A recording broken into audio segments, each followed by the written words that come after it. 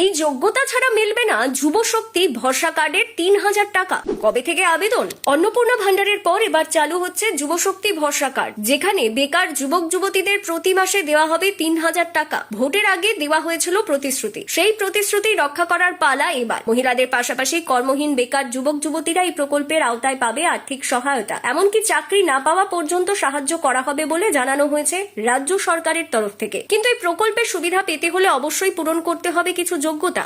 বাংলায় চালু হচ্ছে যুবশক্তি ভরসা কার্ড। ভোটের আগে তৎকালীন মুখ্যমন্ত্রী মমতা বন্দ্যোপাধ্যায় বেকার যুবক যুবতীদের আর্থিকভাবে সাহায্য করার জন্য চালু করেছিলেন বাংলার যুবসাথী, যেখানে প্রতি মাসে ১৫০০ টাকা করে দেওয়া হতো। তবে সেই প্রকল্পকে চ্যালেঞ্জ করে বিজেপি প্রতিশ্রুতি দিয়েছিল তারা সরকার গঠন করতে পারলে সেই ভাতার পরিমাণ বাড়িয়ে ৩,০০০ টাকা করা হবে, এমনকি সরকারি চাকরির প্রস্তুতি আর ফর্ম ফিল আপের জন্য এককালীন ১৫,০০০ টাকা দেওয়া হবে বলেও জানানো হয়েছিল বিজেপি সরকারের তরফ থেকে। তবে এই প্রকল্পে আবেদন করার যোগ্যতা ইতিমধ্যেই রাজ্য সরকারের জানিয়েছে, আর আবেদনও শুরু হবে কিছুদিনের মধ্যেই।